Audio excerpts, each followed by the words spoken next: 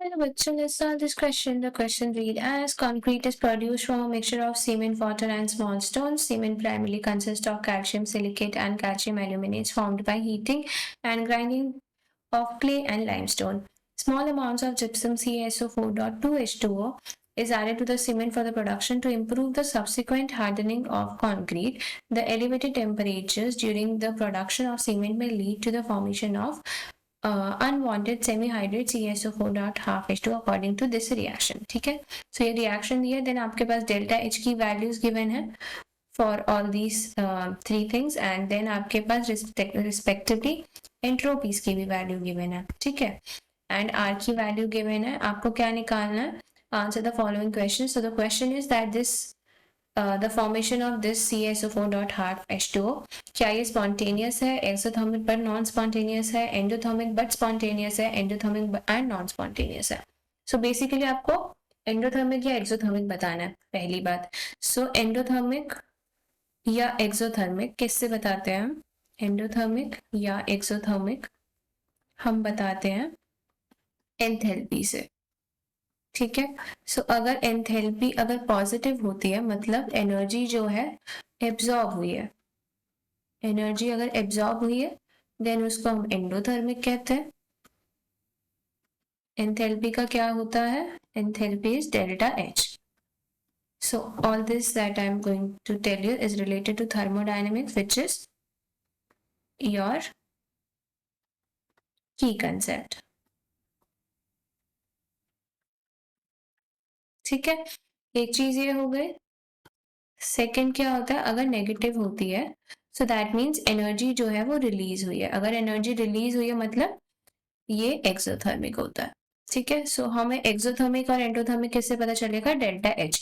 सो हमें delta H की values दी है, सो हम इसको delta H products minus delta H reactant से ये निकाल लेंगे. देन है हमारा स्पॉन्टेनिटी. स्पॉन्टेनिटी किससे पता चलती है? डेल्टा जी से, दैट इज गिव्स एनर्जी. सो अगर डेल्टा जी पॉजिटिव होता है तो इट इज नॉन स्पॉन्टेनियस, ठीक है. और अगर डेल्टा जी नेगेटिव होता है देन इट इज स्पॉन्टेनियस. और डेल्टा जी का क्या फॉर्मूला होता है? डेल्टा जी का फॉर्मूला होता है delta H minus T delta S, ठीक है. सो वहां पर डेल्टा एच तो आ जाएगा, वैल्यूज है हमारे पास. सिमिलरली डेल्टा एस भी आ जाएगा क्योंकि डेल्टा एस की वैल्यूज गिवन है, एंड डेल्टा एस भी ऐसे निकाला जाता है, delta S products minus delta S reactant. उससे हमें आ जाएगा टी हमें गिवन है 298 kelvin.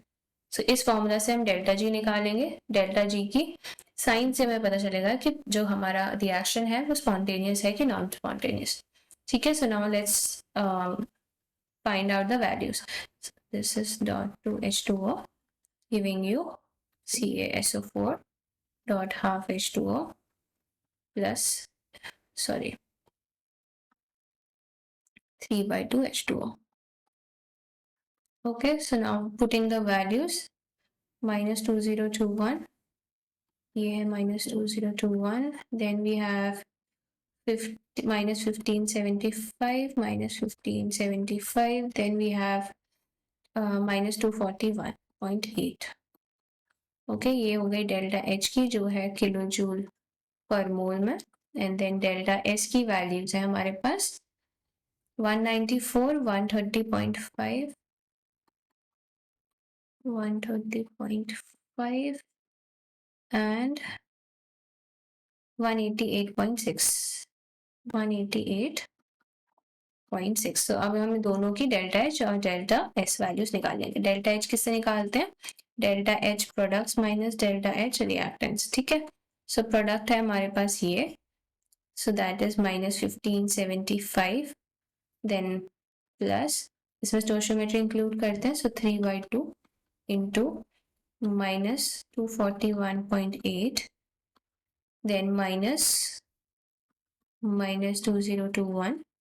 So this gives us the value 83.3.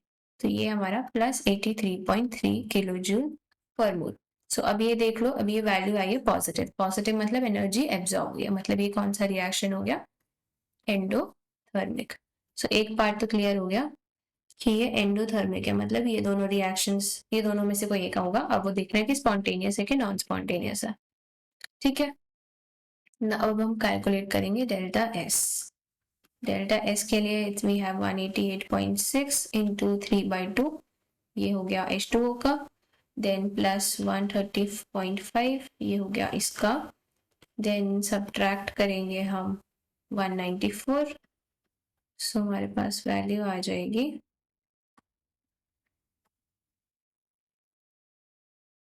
218 joule पर केल्विन पर मोल, 218 जूल पर केल्विन पर मोल। अब हम कैलकुलेट करेंगे finally last, that is delta G. Delta G is equal to delta H minus T delta S.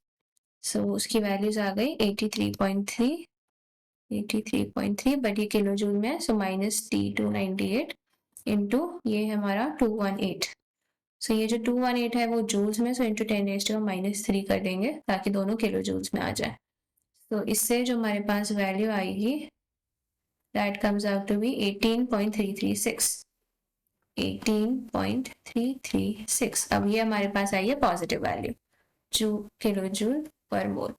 अब ये पॉजिटिव आई है, मतलब ये एक रिएक्शन क्या हो गया, नॉन स्पॉन्टेनियस। ठीक है, अब ये वैल्यू पॉजिटिव है, ये यहीं पे लिखा था। अगर ये पॉजिटिव आएगा तो नॉन स्पॉन्टेनियस, और अगर ये पॉजिटिव आएगा तो एंडोथर्मिक। तो correct option is option D. Okay, thank you. Hope you understood the solution well. Best of luck.